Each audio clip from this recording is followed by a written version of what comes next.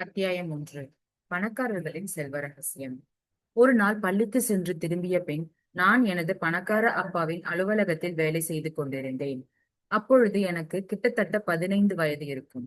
நான் பள்ளியின் மீது மிகுந்த ஏமாற்றம் அடைந்திருந்தேன். பணக்காரராக இருப்பது குறித்து கற்றுக்கொள்ள நான் விரும்பினேன். பணம் சம்பாதிக்க 101 வழிகள் அல்லது லட்சாதிபதியாக இருப்பது எப்படி போன்ற விஷயங்களை கற்றுக்கொள்வதற்கு பதில் அறிவியல் வகுப்பில் தவளைகளை நான் அறுத்துக் கொண்டிருக்க கண்டேன். மேலும் இந்த இறந்த தவளை என்னை எப்படி பணக்காரனாக்கும் என்று ஆச்சரியப்பட்டுக் கொண்டிருந்தேன். பள்ளியின் மீது ஏமாற்றமாக உணர்ந்து நான் என் பணக்கார அப்பாவை கேட்டேன், பள்ளியில் பணத்தை பற்றி ஏன் கற்றுத்தரக்கூடாது? அவர் சிரித்தார்.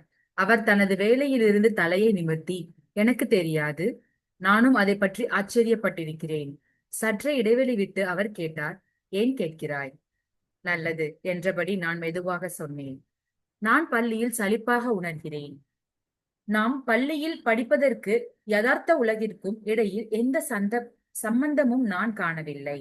நான் பணக்காரராய் இருப்பது எப்படி என்பதை கற்றுக்கொள்ள விரும்புகிறேன். ஒரு இறந்த தவளை நான் ஒரு புதிய காரை வாங்குவதற்கு எப்படி உதவப் போகிறது? ஆசிரியர் மட்டும் ஒரு இறந்த தவளை எப்படி என்னை பணக்காரராக போகிறது என்பதை சொன்னால் நான் 1000 தவளைகளை கூறு போடுவேன். பணக்கார அப்பா சத்தமாக சிரித்துவிட்டு கேட்டார், பணத்திற்கும் இறந்த தவளைகளுக்கும் இடையிலான தொடர்பை பற்றி நீ கேட்கும்போது அவர்கள் என்ன சொல்கிறார்கள்? எல்லா ஆசிரியர்களும் ஒரே விஷயத்தை தான் சொல்கிறார்கள். யதார்த்த உலகத்தோடு பள்ளி எப்படி பொருத்தமுடையதா இருக்கிறது என நான் எத்தனை முறை கேட்டாலும் அவர்கள் ஒரே விஷயத்தை தான் சொல்கிறார்கள் என்றேன் நான். அப்படி அவர்கள் என்னதான் சொல்கிறார்கள்? நீ நல்ல மதிப்பெண் வாங்க வேண்டியது முக்கியம். அப்போதுதான் உன்னால் பாதுகாப்பான நிரந்தரமான வேலை பெற முடியும் என அவர்கள் சொல்கிறார்கள் என்றேன் நான்.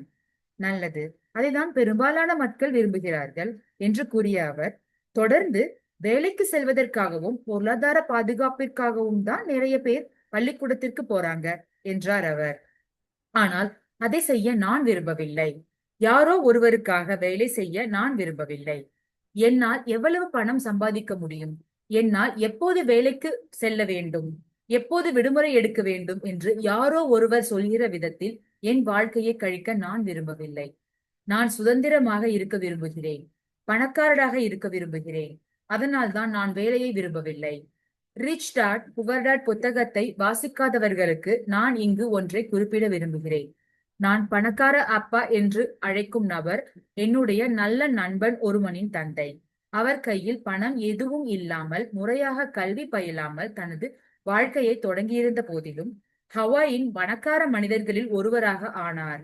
மாறாக எனது சொந்த தந்தையோ நிறைய கற்றிருந்த போதிலும், அதிக சம்பளம் பெறும் அரசாங்க அலுவலராக நிகழ்ந்த போதிலும் ஏழ்மையாகத்தான் திகழ்ந்தார். அவர் எத்தனை பணம் சம்பாதித்த போதும் ஒவ்வொரு மாத இறுதியிலும் பற்றாக்குறை உடையவராக, இறுதியில் கடின உழைப்பு மிக்க வாழ்க்கையின் எச்சங்களாய் காட்டுவதற்கு ஒன்றுமில்லாமல் இறந்து போனார். என் பணக்கார அப்பாவிடம் பள்ளி நேரத்திற்கு பின்பும் வார இறுதியிலும் நான் கற்றுக்கொள்ள ஆரம்பித்ததற்கான காரணங்களில் ஒன்று, பள்ளியில் நான் பெற விரும்பிய கல்வியை பெற்றிருந்திருக்கவில்லை என்பதை அறிந்திருந்தேன் என்பதினாலேயே ஆகும். நான் தேடிக்கொண்டிருந்த கேள்விகளுக்கான விடை பள்ளிகளில் கிடையாது என்பதை அறிந்திருந்தேன். ஏனெனில் என்னுடைய உண்மையான அப்பா, அதாவது ஏழை அப்பா, ஹவாய் நாட்டின் கல்வித்துறையின் தலைமை பொறுப்பு வகிப்பவராக இருந்தார்.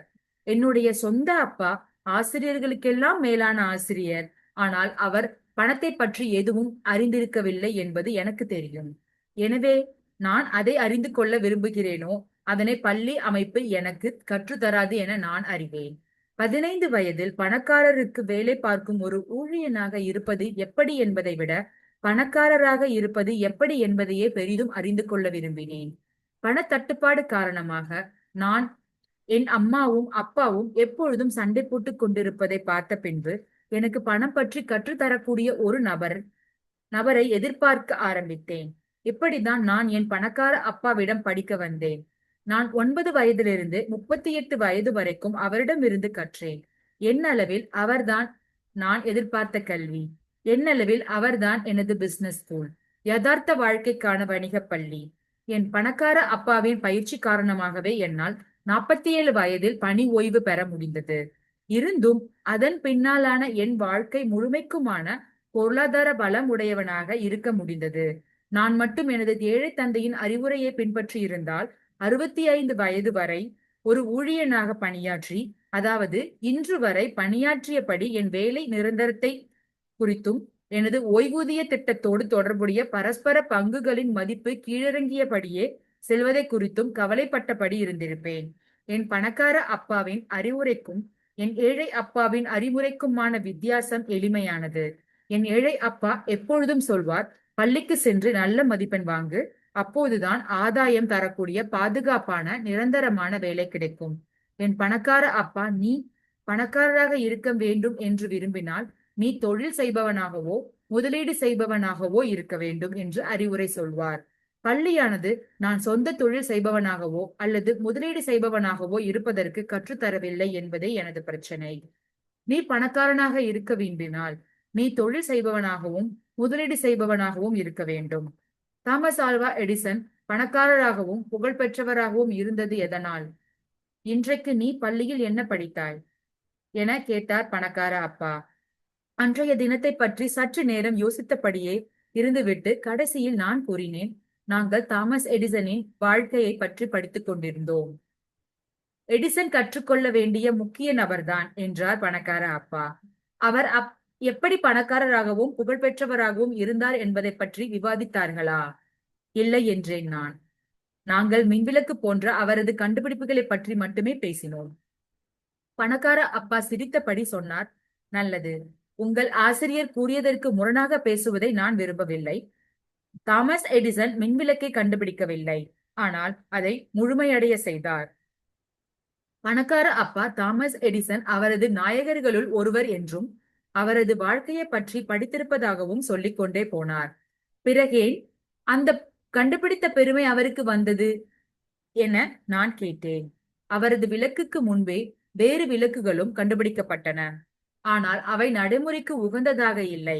ஆரம்பகட்ட விளக்குகள் நீண்ட நேரம் எரியவில்லை. அதோடு மின் விளக்குகளுக்கு வணிக மதிப்பு உண்டு என்பதை இதர கண்டுபிடிப்பாளர்களால் எடுத்துரைக்க முடியவில்லை. வணிக மதிப்பு? குழப்பம் தோணிக்க நான் கேட்டேன். வேற மாதிரி சொல்லணும்னா, பிற கண்டுபிடிப்பாளர்கள் தாங்கள் கண்டுபிடிப்புகளில் இருந்து எப்படி பணம் பண்ணுவது என்று அறிந்திருக்கவில்லை.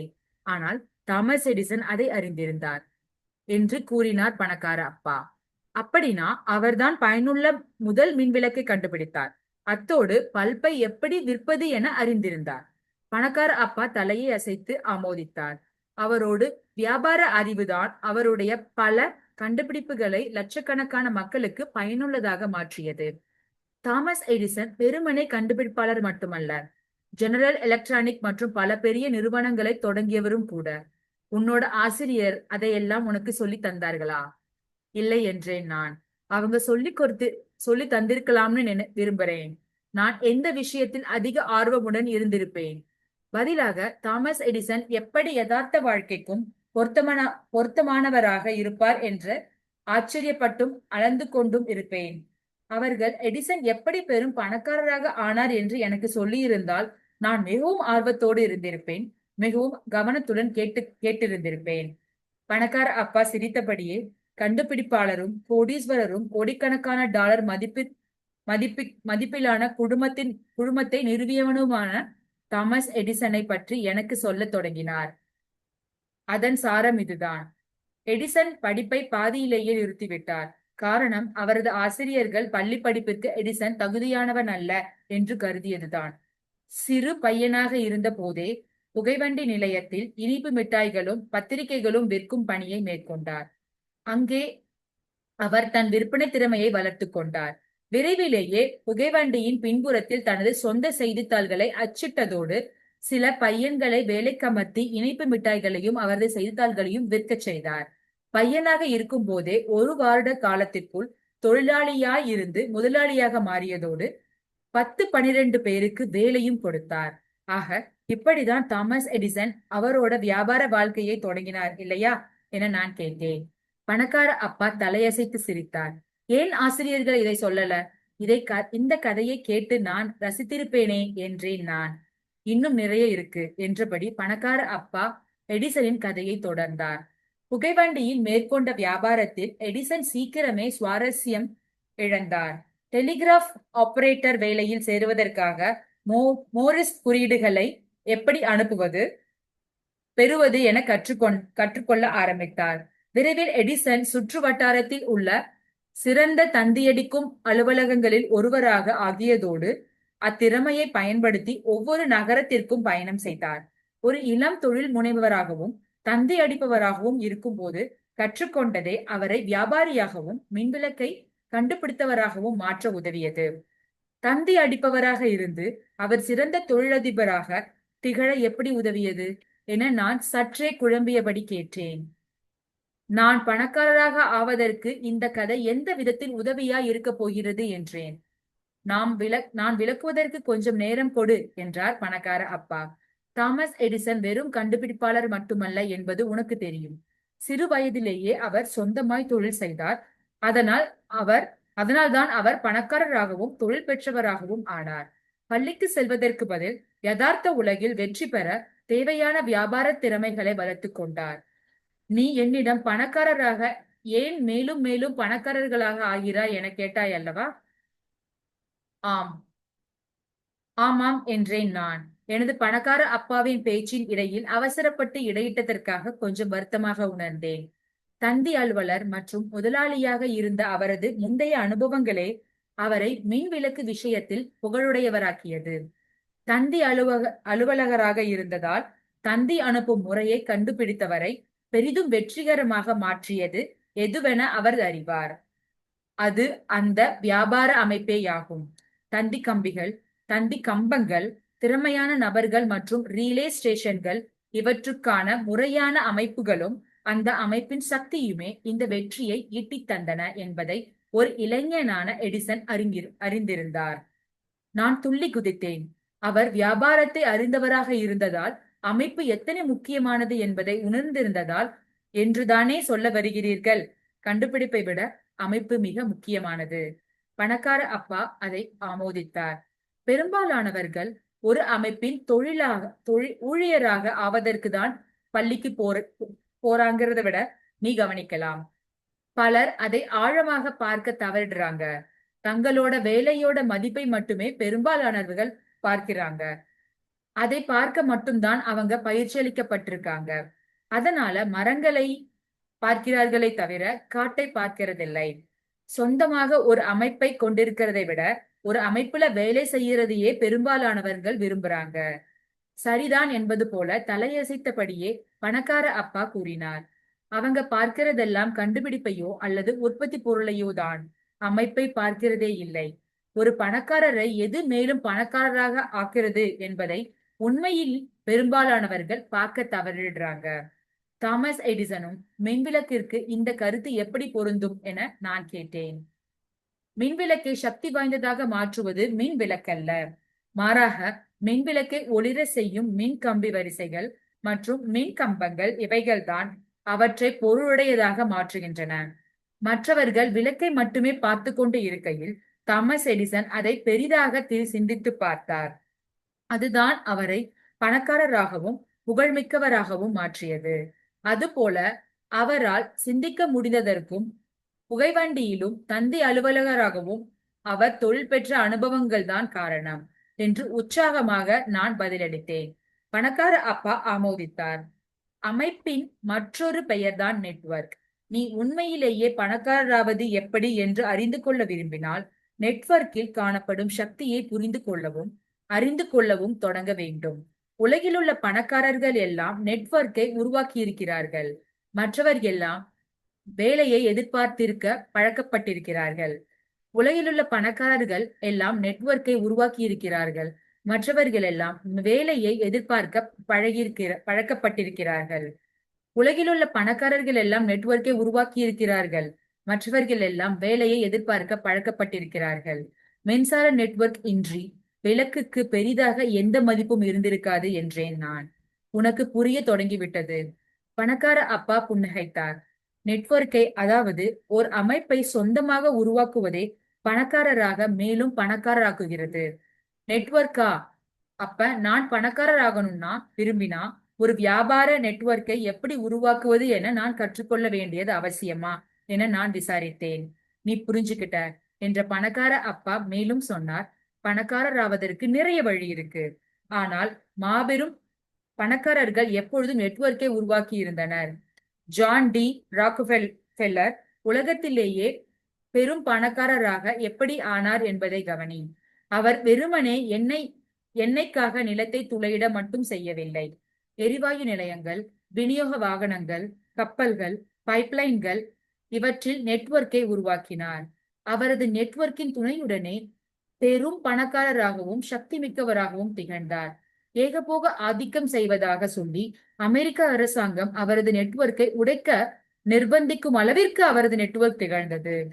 அலெக்சாண்டர் கிரஹாம் பெல் தொலைபேசியை கண்டறிந்து AT&T என்றழைக்கப்பட்ட நெட்வொர்க்கையும் உருவாக்கினார். நானும் என் பங்கிற்கு சொன்னேன். பணக்கார அப்பா ஆமோதித்தார். பின்னால் வானொலி நெட்வொர்க் வந்தது. அப்புறம் தொலைக்காட்சி நெட்வொர்க். ஒரு புதிய கண்டுபிடிப்பு வரும் ஒவ்வொரு முறையும் அந்த புதிய கண்டுபிடிப்பிற்கு ஆதரவாக ஒரு நெட்வொர்க்கை சொந்தமாக உருவாக்கும் நபர்கள் பணக்காரர்களாக ஆனார்கள். அதிக ஊதியம் பெறும் நட்சத்திரங்கள் மற்றும் விளையாட்டு வீரர்கள் பணக்காரர்களாக இருக்கிறார்கள் என்றால் அதற்கு காரணம் வானொலி மற்றும் தொலைக்காட்சி நெட்வொர்க் அவர்களை பணக்காரர்களாக புகழ்மிக்கவர்களாக ஆக்கியிருப்பதுதான். நமது பள்ளி அமைப்பு ஏன் நெட்வொர்க்கை உருவாக்க கற்றுத்தரக்கூடாது என கேட்டேன். பணக்கார அப்பா தோலை உலுக்கினார். எனக்கு தெரியலை என்றார் அவர். பெரிய நெட்வொர்க் ஒன்றில் பணக்காரர்களை மேலும் பணக்காரர்களாக்கும் நெட்வொர்க் ஒன்றின் ஊழியராக பணிபுரியும் வேலையை கண்டடைவதிலேயே பெரும்பாலானோர் மகிழ்ச்சி அடைவதை அதற்கு காரணமாக இருக்கலாம் என நான் நினைக்கிறேன். நான் பணக்காரருக்கு வேலை பார்க்க விரும்பியதே இல்லை. அதனால்தான் நான் என் சொந்த நெட்வொர்க்கை உருவாக்கினேன். என் வாழ்க்கையின் ஆரம்ப கட்டத்தில் நான் பெரிதாய் பணம் பண்ணவில்லை. ஏனெனில் ஒரு நெட்வொர்க்கை உருவாக்க காலம் பிடிக்கும். 5 ஆண்டு காலத்திற்கு என் சக நண்பர்கள் சம்பாதித்ததை விட குறைவாக தான் நான் சம்பாதித்தேன். இருந்தாலும் 10 வருடத்திற்கு பின் மருத்துவராகவும் வழக்கறிஞர்களாகவும் இருந்த என் வகுப்பு தோழர்களின் பெரும்பாலானவர்களை விட நான் பெரிய பணக்காரராயிருந்தேன். இன்றைக்கு அவர்கள் தங்கள் வாழ்க்கை முழுமைக்குமான சம்பாதிக்கலாம் என்று கனவு கண்டு கொண்டிருப்பதை விடவும் அதிகமாக சம்பாதிக்கிறேன். நன்கு திட்டமிட்டு நிர்வகிக்கப்படும் ஒரு வியாபார நெட்வொர்க் கடினமாக உழைக்கும் தனிநபரை விடவும் மிகவும் அதிகமாக சம்பாதித்து தரும். நெட்வொர்க்கை அமைத்து பணக்காரர்களாகவும் புகழ்மிக்கவர்களாகவும் ஆனவர்களின் கதையை பணக்கார அப்பா சொல்லிக் கொண்டே போனார். புகைவண்டி கண்டுபிடிக்கப்பட்ட போது பல பணக்காரர்கள் ஆனார்கள். விமானங்கள், கப்பல்கள், கார்கள் மற்றும் வால்மார்ட் போன்ற விற்பனை அங்காடிகள் கண்டுபிடிக்கப்பட்ட போதும் இதுவே நடந்தது. இன்றைய உலகில் கணினிகள், அதிகணினிகள் மற்றும் தனிநபருக்கான கணினிகள் சக்தியானது. பல தனிநபர்கள் பெருஞ்செல்வம் செழிக்க வழி செய்கிறது.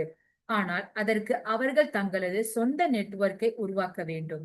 இப்புத்தகமும் என் நிறுவனமுமான richdad.com தங்களது சொந்த வியாபார நெட்வொர்க்கை உருவாக்க விரும்புபவர்களுக்காக அர்ப்பணிக்கப்பட்டுள்ளது.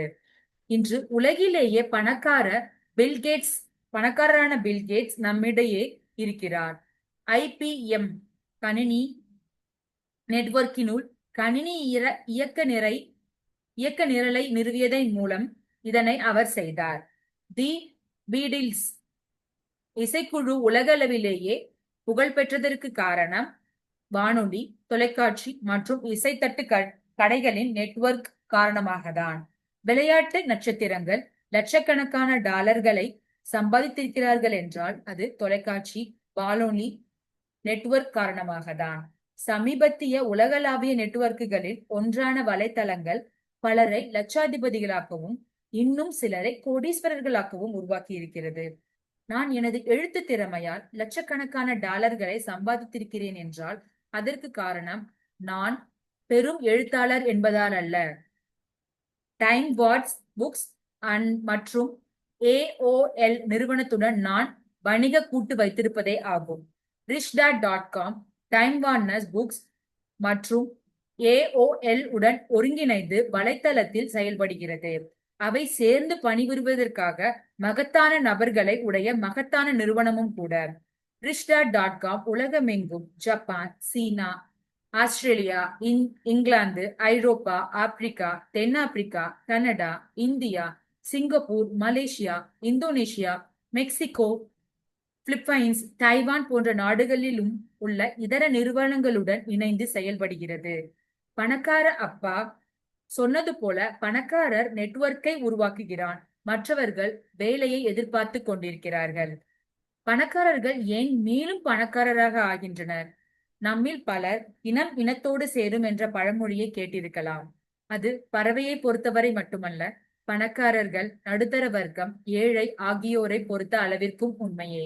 வேறு வார்த்தைகளில் சொன்னால், பணக்காரன் பணக்காரருடன், ஏழை ஏழையுடனும், நடுத்தர வர்க்கம் நடுத்தர வர்க்கத்துடனுமே கூட்டு சேர்கின்றனர். நீ பணக்காரராக விரும்பினால் பணக்காரர்களுடனும், உன்னை பணக்காரனாக்க உதவுபவர்களுடனும் தொடர்பு வைத்துக் கொள்ள வேண்டும் என்று பணக்கார அப்பா அடிக்கடி சொல்வார்.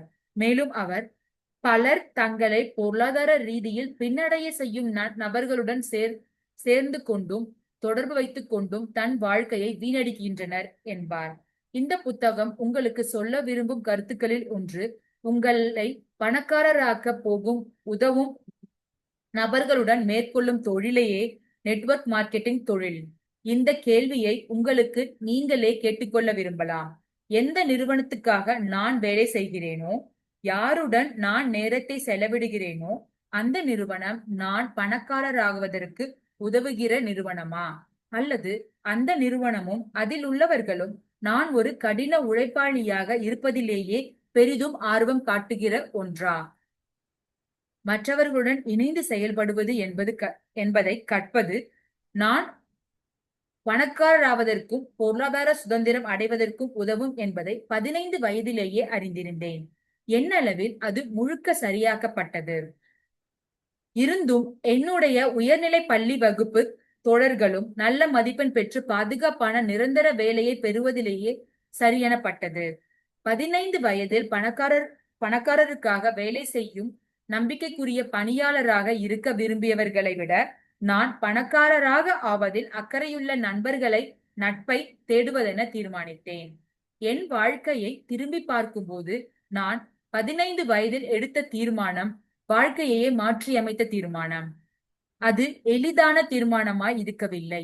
ஏனெனில் 15 வயதில் நான் யாருடன் நேரத்தை செலவிட வேண்டும், எந்த ஆசிரியர் சொல்வதை கேட்க வேண்டுமென நான் மிக கவனமுடன் இருந்தேன்.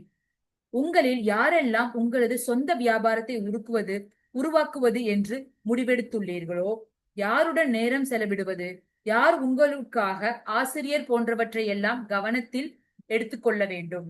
உயர்நிலை பள்ளியில் பயிலும் போது நான் எனது நண்பர்களையும் ஆசிரியர்களையும் மிகவும் கவனமுடன் தேர்வு செய்ய ஆரம்பித்தேன். ஏனெனில் உங்களது நெட்வொர்க்கை உருவாக்குவதில் உங்கள் குடும்பம், நண்பர்கள், ஆசிரியர்கள் ஆகியோர் மிக முக்கிய பங்கு வகிக்கின்றனர். மக்களுக்கான பிசினஸ் ஸ்கூல். நெட்வொர்க் மார்க்கெட்டிங் துறைக்கு ஆதரவாக இந்த புத்தகத்தை எழுதுவதில் தனிப்பட்ட விதத்தில் நான் மிகவும் குதூகலம் அடைகிறேன். பணக்கார அப்பா எனக்கு கற்பித்த அதே வணிக கல்வியை இந்த துறையில் உள்ள பல நிறுவனங்கள் லட்சக்கணக்கான நபர்களுக்கு வழங்கி கொண்டிருக்கின்றன. ஒரு நெட்வொர்க்குக்காக உங்கள் வாழ்க்கையை செலவிடுவதை விட உங்களது சொந்த நெட்வொர்க்கை உருவாக்கும் வாய்ப்பை வழங்குகின்றன. தங்களது சொந்த வியாபாரத்தை, சொந்த நெட்வொர்க்கை உருவாக்குவதின் சக்தி குறித்து புரிந்து கொள்ளும்படி மக்களுக்கு கற்பிப்பது எளிதான வேலையல்ல. அதற்கான காரணம் என்னவெனில், தங்களது சொந்த நெட்வொர்க்கை அமைத்துக் கொண்ட தொழிலதிபர்களாக இருப்பதை விடவும் நம்பிக்கைக்குரிய கடினமான உழைக்கும் பணியாளர்களாக இருப்பதே பெரும்பாலானோர் கற்பிக்கப்பட்டுள்ளனர். வியட்நாமிலிருந்து திரும்பிய பின்பு அமெரிக்க மரைன் கார்ப்பரேஷனில் அதிகாரியாகவும் ஹெலிகாப்டர் பைலட்டாகவும் இருந்துவிட்டு வணிக நிர்வாகத்தில் முதுகலை பட்டம் பெறுவதற்காக திரும்பவும் கல்லூரி செல்வது பற்றி யோசித்துக் கொண்டிருந்தேன். எனது பணக்கார அப்பா இது குறித்து என்னிடம் பேசினார். ஒரு சம்பிரதாயமான கல்லூரியில் இருந்து MBA பட்டம் பெற்றால் நீ பணக்காரனுக்கு பணியாளியா இருக்கவே பயிற்சி பெற்றவனாக இருப்பாய். நீ பணக்காரனாக விரும்பினால் பணக்காரரிடம் அதிக ஊதியம் பெறும் பணியாளனாக இருப்பதற்கு பதில் உன்னை நீ ஒரு தொழில் முனைவோனாக்க கற்பிக்கும் ஒரு வணிக பள்ளிக்கு செல்ல வேண்டியது அவசியம். அந்த மாதிரியான வணிக பள்ளிக்கு தான் நான் உன்னை அனுப்ப வேண்டும் என்று அவர் கூறினார். மேலும் அவர், பெரும்பாலான வணிக பள்ளிகளில் உள்ள பிரச்சனை என்னவென்றால், அவர்கள் புத்திசாலி இளைஞர்கள் ஊழியர்களுக்கான நிர்வாகிகளாக ஆக்க அவர்களுக்கு பயிற்சி அளிக்காமல் பணக்காரர்களுக்கான செயல் நிர்வாகிகளாக மாற்ற பயிற்சி அளிக்கின்றனர் என்பதுதான் என்றார். நீங்கள் என்ரான் மற்றும் வேர்ல்ட் காம் செய்திகளை பின்பற்றுபவர்களாக இருந்தால் மிகவும் கற்றறிந்த நிர்வாகிகள் தம்மை பற்றி மட்டுமே சிந்திப்பதாகவும் கற்றறிந்த முதலாளிகளை பற்றியோ அல்லது முதலீடு செய்பவர்களை பற்றியோ சிந்திப்பதில்லை என்றும் குற்றம் சாட்டப்படுவதை காணலாம். பல நிர்வாகிகள் தங்கள் ஊழியர்கள் நிறுவனத்தின் பங்குகளை மேலும் மேலும் வாங்க ஊக்குவிக்கும் அதே வேளையில் தங்களுடைய பங்குகளை விற்று கொண்டிருக்கின்றனர். நெட்வொர்க் மார்க்கெட்டிங் துறையில் நான் ஆதரிப்பதற்கான முக்கியமான காரணம், அந்த துறையிலுள்ள பல நிறுவனங்கள் உண்மையிலேயே மக்களுக்கு வணிக பள்ளிகள் ஆகும் என்பதேயாகும். அவை பணக்காரர்களுக்கான தங்களிடம் வரும் புத்திசாலி மாணவர்களை பயிற்சி அளித்து பயனாளர்களாகவோ மாற்றும் வணிக பள்ளிகளை விட மேலானவை. பல நெட்வொர்க் மார்க்கெட்டிங் நிறுவனங்கள் சம்பிரதாயமான வணிக பள்ளிகளில் காணப்படாத மதிப்பீடுகளை கற்றுத்தருகின்றன.